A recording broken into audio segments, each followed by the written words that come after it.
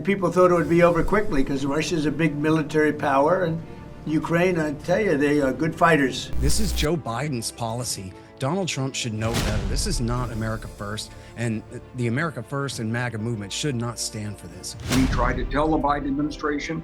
Many of us tried to call. We went. We couldn't get to the president. Putin can lose this. Trump tried to reset that table, and Putin was not having it. This is a choose-your-own-adventure presidency, and Putin, I think, has made the wrong choice.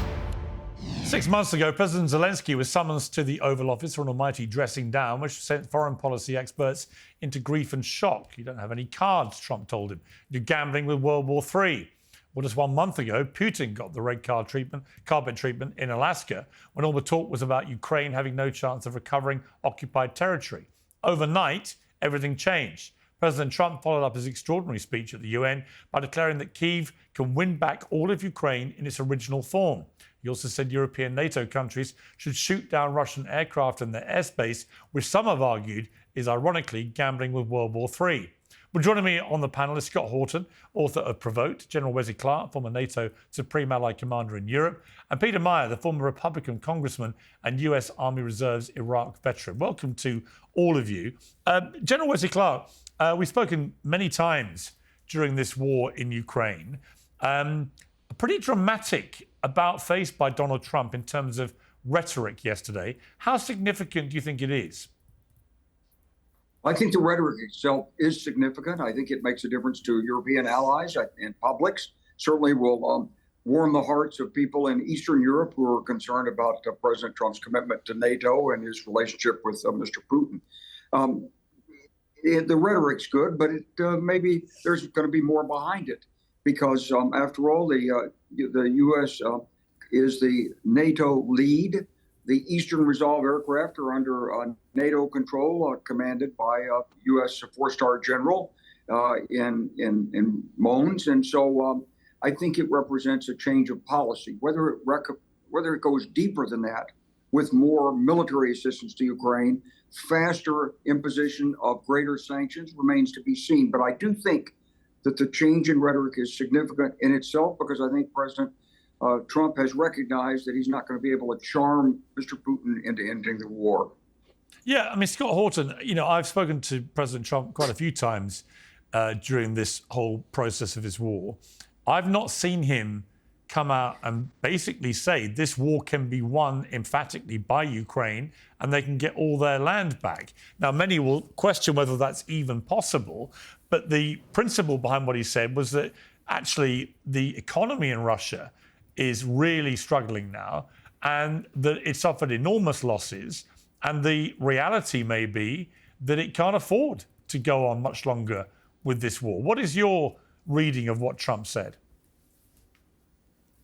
It's just typical Trump hyperbole. Nothing has truly changed on the ground in the war there. The Ukrainians had their last big successful offensive 3 years ago. September of 2022, when they made their great feint and took back all of Kyiv and about a third of Kherson there at that time. It's been all downhill, albeit slowly, ever since. I'd like to say I agree with the general very much on one point, which is that Trump obviously cannot charm Vladimir Putin out of this war. When Trump said, I can end this war because I'm so great and I'm just going to tell everybody to relax, buddy, and chill, and then it'll end. He wasn't basing that on anything. He doesn't really know that much about it. And so it was basically just a slogan. This wouldn't have happened if I had been there. But by the time he was sworn in, as I said on your show before, by the time he was sworn in for his second term, he just picked a really bad time to begin his second term as far as his ambition to end the war, which I believe is sincere. But the Russians are winning very slowly, and they have not succeeded in finishing their goals. The Ukrainians aren't about to turn around and quit territory where they still stand. And the Russians, they should, but they are not going to just stop fighting now and take all of what they have in Donetsk and leave the rest. And so Trump is in no position to just sweet talk them out of it. So now this is probably, his idea of just playing a diplomatic card and threatening that he will increase American support for Ukraine. But there's nothing that we can do for the Ukrainian army, short of outright intervention by the American military itself, that's going to turn the tide in the way that he describes there. There's just nothing to that at all. And as far as, Russia is bankrupt, no, they're not. They're sitting on all oil and timber and metals, and they are resource exporters, and they have all of Asia as their market. And so this is Joe Biden's policy. Donald Trump should know better. This is not America First, and the America First and MAGA movement should not stand for this. All right, Peter Meijer, what's your take on this? I mean, I've known Trump 20 years, and he can be very patient with people if he wants something out of them, right to the point when suddenly you wake up and he's done stuff. And Iran discovered that a few weeks ago. And I think Putin, the way he's now talking about Putin, makes me think that Vladimir Putin might wake up to a nasty surprise before too long. I certainly wouldn't say that Trump is incapable of doing something which surprises everybody. But this general sense that the war is unwinnable, Trump has now thrown that on his head. Do you think part of what he's doing is encouraging the European community to step up much further and help Ukraine try and achieve what he has now said is achievable? I mean, you've already seen that with the way that he's approached weapon sales, saying, oh, we're not going to sell to the Ukrainians, but we will sell to NATO member countries, and they are more than welcome to pass on those weapons to the Ukrainians, up to and including weaponry that the Biden administration was too hesitant to sell. And I think it's important to step back. Joe Biden, I was in Congress, I was on the Foreign Affairs Committee when Ukraine was invaded. The Biden administration, their rhetoric from the beginning was very nice about supporting Ukraine, but they were clutching their pearls every time a new weapons request came in for fear of escalation. The reality is that Russia has been fighting a total war since the beginning, and the West, and the US in particular, for fear of that escalation, have tied Ukraine's hands. And what that has done has led to, a relatively frozen front line. There's been, marginal territorial gains by the Russians over the past several years, after that major offensive that Scott was talking about. But where the Ukrainians have succeeded, and this is where in Trump's eyes, nothing succeeds like success, is about creating domestic political pressure on Putin, which you're not going to see in polls, you're not going to see, in election results, because there's no such thing as a fair election in Russia. But the gas lines, the shortages, the ways the Ukrainians have been leveraging their asymmetric abilities to inflict some of the same frustrations and challenges and bring that war to Russia's feet on their homeland, that has been a significant shifting of the pressure, right? Because we've seen that war of attrition going on in the front. And this is where casualty numbers are hard to come by. International estimates are always challenging, but it does seem that Russia is losing significantly more of their personnel than Ukraine is. They're a much bigger country. They can afford to lose more. But it's foolish to think that at some point, having losses that are triple, quadruple, and potentially quintuple the losses that the Soviets suffered in their invasion of Afghanistan, that at some point you're not going to reach a tipping point. And what Trump is saying here is, don't expect us to be the ones to lose patience. Trump has lost patience in Putin. He let Putin, if there was an opening for Putin to take and to seize and to have an off-ramp here, Trump was more than willing to give it to him. But Putin at every stage has spurned that. And I think you're seeing this patience that Trump was extending, trying to do something different than Biden was, because yes, it had entered into a frozen stage. Trump tried to reset that table, and Putin was not having it. And so, this is a choose-your-own-adventure presidency, and Putin, I think, has made the wrong choice. Yeah, General Clark, it's interesting. When Trump suddenly ratcheted up the tariffs with India, for example, citing their purchase of Russian oil, you look at that now and you think, is this really what Trump is doing with a lot of the tariffs now with big countries, saying, look, you've got to put the economic squeeze on Russia and we'll be a bit more lenient on tariffs, that he's waging a kind of economic war against Russia, which might, in the end, be more effective than anything else he can do? Well, it's no alternative to the military action on the front. It's a supplement. But as the congressman said, the fact that Ukraine can strike deep, that Ukraine can hold the front line, that Ukraine is in a technological competition with Russia and actually marginally winning this competition. It goes from first-person view drones to interceptor drones against fiber optic drones, and now it's electromagnetic warfare there's a lot of technology at play here, but the Ukrainians, I believe, have the edge in innovation. They certainly have the edge in resilience, in determination to win. Ukrainian soldiers know that there's no recourse but winning this. And the fact that President Trump has changed his view on this, he now has a policy different than the Biden administration. I welcome this. We tried to tell the Biden administration. Many of us tried to call. We went. We couldn't get to the president. We couldn't get to Jake Sullivan. They kept with this irrational fear of escalation.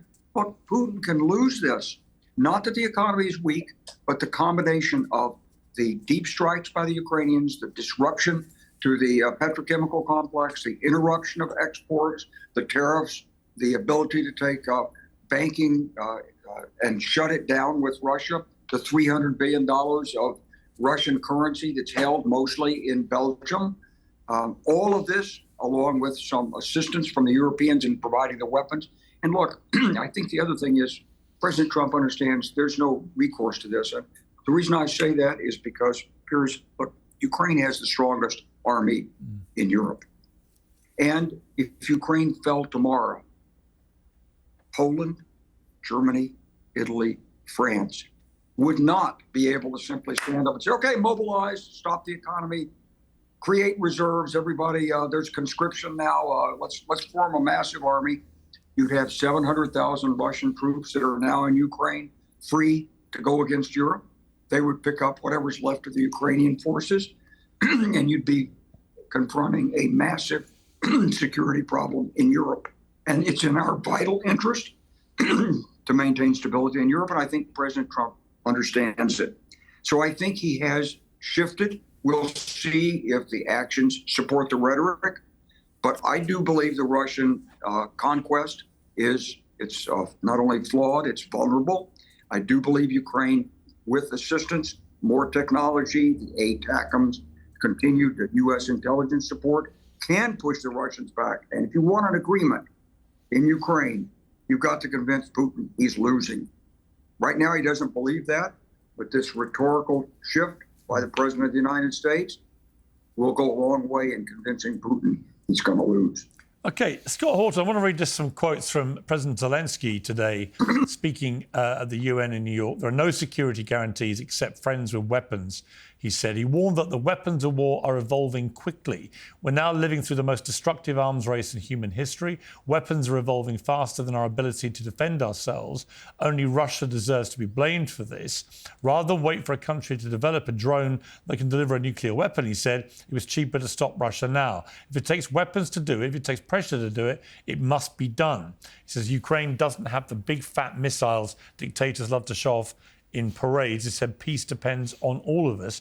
Don't stay silent while Russia keeps dragging this war on. He warned that Putin would keep driving the war forward wider and deeper, and that Ukraine is only the first. And he also said that God saved Donald Trump, which I thought was quite interesting. President Trump stood right here in this hall, and God saved him from a murder attempt during the campaign. A shot was fired from a rifle, and just a fraction of an inch, saved his life. So they've come a long way, those two, since the Oval Office bust-up, and clearly a better relationship. And we don't know what's been on behind the scenes in New York, but quite a lot, I would think. And Zelensky's right. Ultimately, the best security guarantee that Ukraine can have is a lot of very well-armed friends giving them a lot of big weaponry. But to General Clark's point, I mean, do you believe that Putin is vulnerable? Well, I mean, there's a lot here. First of all, yes, Zelensky has been briefed that Donald Trump likes flattery a lot. So, yes, sir, Jesus intervened to save you from that bullet is a great way to get on Trump's good side. There's nothing actually substantive there at all. But you understand now, we're supposed to believe that with a little bit more help from America, Ukraine can turn this thing around and rid the whole country right back to 2014 borders, 2013 borders, Crimea too, I guess, and retake the whole country. At the same time, though, if we don't back them, they'll be crushed and then the Russians will be next in Berlin and then Paris. And there will be nothing to stop them because that's what an unstoppable juggernaut they are. You could see the massive contradiction here. I think my argument carries much more weight, that they're having a hard time taking the East. It's inevitable that they will. They have the Institute for Study of War, the Kagans, just put out a new thing saying that the Russians have built up a new 300,000 man reserve, mostly of battle experienced guys who've rotated into Ukraine and out again. And so, yeah, they are winning, but it's a real pain in the ass. I think the fact that we got to resort to these ridiculous exaggerations that the Russians are losing 5 times as many men on the battlefield as the Ukrainians, or these analogies to Afghanistan. Does anyone think that Afghanistan was as important to the Russians as Ukraine?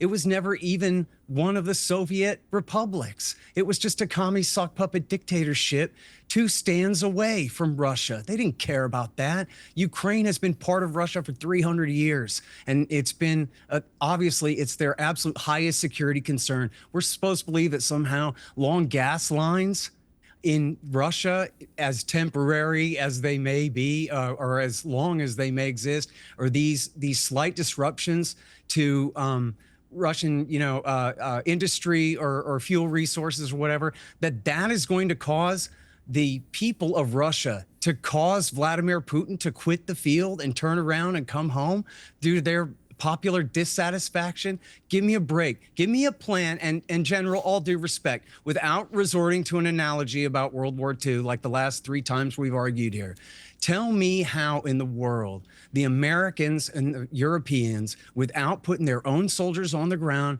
bringing our Navy into this fight, our Air Force into this fight, can help the Ukrainians actually drive the Russians out of Luhansk and Donetsk, Zaporozhye and Kherson, and the territory that they've already taken, without telling me something about internal politics in Moscow. Tell me how the Russian military is going to be defeated on the field here when, yes, there's advances in drones, but there's advances in drones on both sides, tit for tat. There's no massive qualitative advantage for the Russians there. And I know that you have to know, for the Ukrainians or the Russians there, as you must understand. Okay, well, you posed a question, so let me get the generals to respond. Today's show is brought to you by Oxford Natural, makers of the Optimum Day and Optimum Night all-natural supplements. Thousands of Brits and Americans are already taking them with incredible results. Optimum Day is designed to boost your energy and support weight loss throughout the day. Optimum Night helps you relax and get deep, refreshing sleep. And don't just take their word for it. Here are just a few of their success stories. England football legend Michael Owen lost 40 pounds. Robbie, the face of AFTV, dropped over 100 pounds. Linda, a top law firm executive, lost 50 pounds. And Anita, an immigration lawyer, shed 60 pounds. To watch their full stories and find out more, scan the QR code on your screen or visit oxfordnatural.com/Piers. And here's the best part. Use the code Piers, P-I-E-R-S, and get 70% off your first order. Get 70% off with the promo code Piers. Uncensored is proudly sponsored by Cozy Earth, which, like me, delivers next-level quality and comfort. If I wasn't hosting this show today, I'd be wearing a pair of their bamboo joggers. Why? Well, they're buttery soft. They never lose their shape. And besides TV appearances, you can wear them for pretty much anything. Flights, school runs, or just relaxing at home. For those seeking intense comfort in more formal attire, take a look at their Everywhere pant. Lightweight, breathable, ludicrously flexible, but still polished enough to wear out. If you're ready to look sharp and feel great, go to CozyEarth.com and use code Piers, P-I-E-R-S, for up to 40% off joggers, pants, shirts, everything. And remember to tell them that I sent you. Cozy Earth, built for real life. I think the Russian military is vulnerable to offensive operations. The Ukrainians are establishing corps level command and control. They'll be able to use the combat multipliers. They'll take advantage of the U.S. multi-domain task force that's operating in Europe and their support. And with the right combination of artillery, electronic warfare, air defense, the use of offensive air support, there are many things that Ukraine can do to drive the Russians out. The Russian military is thinly stretched right now. They are still trying to execute offensive operations. They failed to make a significant penetration in the Northeast. They're struggling around Pokrovsk. Every penetration they make is isolated and encircled and then eliminated. They haven't been able to advance toward their objective in Kherson. Of course, they want to take Mykolaiv and Odessa this year. That's why Putin is stalling. That's why he won't agree to anything. And President Trump, I think, sees it with U.S. intelligence support. I'd like to get them ATACMs, more artillery ammunition. Let's get better spare barrels for those 5.77s, those 7.77 artillery pieces we've given them. They're only good for 2,000 rounds per two. We can do better than that. Those are just some of the things. And the Europeans can do more. Armored fighting vehicles, drones, etc. We have U.S. drones very effective. Isn't that what we've already been doing? Technological advantage is fleeting. Right now, the Ukrainians have it. They can gain it. And with the right kind of support from the United States and allies, they can punch a hole in those Russian lines and go forward and regain terrain. It can be done. But sir, all you're saying really is more of the same, when in fact the Ukrainians have not been moving the line on the battlefield their way in 3 years. You're correct that the Russians are moving very slowly, but the Ukrainians haven't made a single advance along that same line that you described. But it's also true, and you're not describing a difference, really, other than more of what we've already been doing for 3 years. You asked me what could be done. I told you what could be done. Yeah, and you said more of the same. Well, hang on. Let me jump in. They haven't done it in the past. Let me jump in, Scott. I think, unless I misheard the general, you say more of the same. He's saying a lot more of the same, because actually Ukraine has put up a much better fight than many people ever assumed possible. In fact, they were supposed to be rolled over in Kyiv in a few days at the start of all this. That didn't happen. They've actually managed to create a virtual stalemate on the battlefield. I agree with you that probably Russia is slightly edging it, but they're certainly not dominating this war in the way that I suspect Putin imagined they could. And I think what the general was saying, very articulately and with great detail, is that if we pile on the amount of weaponry that the Ukrainians can deploy, if we massively increase it, which is what Trump is getting at as well, and Trump puts on the economic squeeze on Russia at the same time, it could get a lot more interesting. And I think it probably could. Let me bring Peter back in here. Peter, Trump has renewed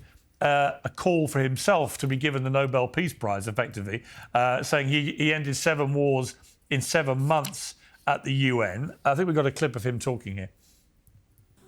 I ended 7 wars, and in all cases they were raging with countless thousands of people being killed. No president or prime minister, and for that matter, no other country has ever done anything close to that. And I did it in just 7 months. It's too bad that I had to do these things instead of the United Nations doing them. Everyone says that I should get the Nobel Peace Prize for each one of these achievements. But for me, the real prize will be the sons and daughters who live to grow up with their mothers and fathers, because millions of people are no longer being killed in endless and unglorious wars. What I care about is not winning prizes, it's saving lives. You know, it's interesting, Peter, because I've had a lot of conversations with Donald Trump privately about this. I don't doubt for a second his desire to forge peace, not war, everywhere he can. I think it's genuine. He thinks wars are just too expensive in terms of human life, in terms of actual cost. He doesn't see the point of it. He wants to, make love, not war. And you know what? To have an American Republican president with that worldview, I'm good with that. How much credit do you think he deserves for these 7 conflicts, wars that he says he's resolved? And should he get the Nobel Peace Prize? I was asked this last week on a panel show in the UK, and I said, well, Obama got a Nobel Peace Prize 8 months into his tenure for a couple of fancy speeches. If that is the bar that Trump has to meet, I think he's way exceeded it already. He's only not got it because he's Donald Trump. But how much credit should he get for these 7 wars he says he's ended? No, I think he deserves a tremendous amount of credit because, again, Trump comes into office, and when I say he's a choose-your-own-adventure presidency, the folks on the other side of the table, they have every ability to dictate how they are perceived. Whatever happened in the past, whatever grievances, whatever positions the United States took, that can change if they are willing to make concessions, if they're willing to approach things from a different standpoint. I think the most concrete example that I can point to is his actions around Armenia and Azerbaijan around the Nagorno-Karabakh, dispute. Right? He came in And instead of the prior administrations looking at it and trying to say, okay, who's our friend, who's our ally, where do we assign moral blame? Trump just says, let's find a tangible, articulable American interest here. In this case, settling the conflict is in our interest, but how do we maintain that interest? Look for the minerals, look for the national security angle here, and let's consolidate our position around that. And what I think is brilliant about that strategy is that can live past his administration. That can be something that, whether you're Republican or Democrat, whatever may happen down the line, we can center our policy on something that the American people, when they ask, why do we care about this? What's in our interest? We can point to something. So, I love his foreign policy. You're not going to find me criticizing it. 7 wars, there may be some hyperbole, there may be some exaggeration, but his team is not just looking at what's in the headlines and how do we make sure that we have a response on X or Y conflict, but they're actively looking across the globe and saying, where can we bring a different approach to try to resolve this peacefully? Because at the end of the day, the U.S. benefits from stability. Russia benefits from instability, from conflict. Their entire periphery, Putin's goal has been to destabilize and foment chaos, because those countries that are inward looking and are engaged in some type of a chaotic civil conflict, that's not a threat to him. What that is a threat to is a threat to all of those who want to engage peacefully in the world. So I'm fully on board with what he's doing. Scott Horton, you maintained a very stoically statue-like expression through that. Do I take it you're not entirely in agreement that Trump should get the Nobel Peace Prize, or can you find it in your heart to think he deserves some credit? No, look, he's Joe Biden in the Gaza Strip, which is the worst thing that a human being could possibly be. It's just absolutely horrific what he's helping the Israelis do to the poor Palestinian, their poor captive population that they have there. And as we've been discussing here, he's talking about escalating the war in Ukraine.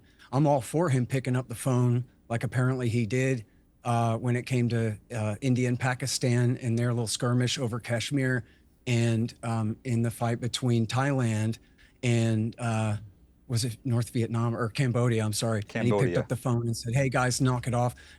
That is what, I don't know if you guys ever heard this, but William Jennings Bryan back 100 years ago bragged about how America was not weighted down by militarism like our European peers, and instead was a limited constitutional republic, and that was in the position to host peace conferences and to try to get other countries to come to peaceful terms, but explicitly without having a dog in the fight. Quite frankly, we could have American corporations with unlimited commercial interests in Armenia and Azerbaijan. That doesn't mean the United States of America has to be intervening there. And in fact, when the U.S. is intervening there, what are they doing? They're propping up the hereditary dictatorship in Azerbaijan since 1993, as long as the BTC pipeline goes west instead of south through Iran or north through Russia. And it's all these empire games, which I know General Clark used to be good on this stuff back in the 90s before he changed his mind. But Strobe Talbot and some of the others who were skeptical about NATO expansion and skeptical about restarting the Cold War with Russia said, you know what, we shouldn't be doing this, until they changed their mind and decided to do it instead anyway. And that is a huge part. In fact, I wrote this book. It's this thick. It's 977,000 or 477,000 words, about 1,000-page long book of the history. It's called Provoked, How America Started the New Cold War with Russia. General Clark, you're in it. You might like to read this thing. And I show how they all knew better. They all knew better all along. The Hawks knew better. Madeleine Albright knew better. Strobe Talbot knew better. And even Kissinger and Brzezinski and all of the people, the entire Bush administration told him not to do the Bucharest Declaration except the vice president's office, Victoria Nuland and the War Party in the vice president's office. But the entire embassy, the entire State Department, and Secretary of Defense Gates said, do not do this. It's an unnecessary provocation against the Russians. Okay. The Germans and the French tried to stop them too. This whole thing is another case of America getting our friends into trouble and ultimately leaving them high and dry to be killed and destroyed. I'll take that as a no then to the Trump Nobel Peace Prize. General Clark, should Trump get the Nobel Peace Prize? I think he's doing some remarkable work, Piers. Look, the conventional wisdom around presidents is don't do this, don't do that. check this, check that, send a low-level emissary, see what he can come up with. What I like about President Trump, and what a lot of foreign leaders respect about him, is he's a take-charge leader. He believes he has the ability to look through things and put the presidential prestige, the credibility of the United States behind it. And I think in the case of Ukraine, if he stays with the policy he enunciated, it's going to bring great results. Some problems are difficult. Yes, Gaza is difficult. But on the other hand, are you going to let Hamas be a winner? You're going to have them come out and say, yeah, we won, we're terrorists. And so it is a dilemma for the United States. It's been a terrible dilemma for the president. But here's the thing. President Trump's had the personal courage, whatever his motivation. You may say it's a crazy motivation just to think I'm going to win the Nobel Peace Prize. But whatever that motivation is, he is a take-charge leader. And that's what the world needs right now. And that's what the United States needs in its foreign policy. So I agree with what the congressman said about Armenia and Azerbaijan. And here's the other thing. Mr. Putin threw his cards on the table. He gave up working within the international system. So in order to corral this and hold the system together, of course we're going to play games with Central Asia. Of course we want that pipeline to go through and not go in Russia. Of course we're going to be talking to Kazakhstan, Uzbekistan, Tajikistan. We want stability. And we want Mr. Putin to understand he doesn't have to recreate the Russian Empire to be safe in this world. All he has to do is treat his citizens and other countries' citizens with respect. Follow the UN Declaration of Human Rights. Move into the 21st century. Work with other nations. Give up 18th century Russian imperialism. What a great panel. What a great debate. Thank you all very much. Really appreciate it. Thank you, Thank Piers. you very much. Thank you. I'm Piers Morgan. I'm a black lesbian. Hollywood has been trying to remove masculinity for, it seems like, Yes. the last decade. There were tears that ran down my face, but I did not cry. I mean, that's crying. Your tweet about a sex tape coming next is quite disgusting Inevitable. and incredibly Inevitable. Americans are fat pigs and British people have effed up teeth. But we're allies. When we say good genes are the What ones a that load of crap. I saw Beyonce do a jeans ad. Everybody drooled over it. Should trans athletes have their own category now?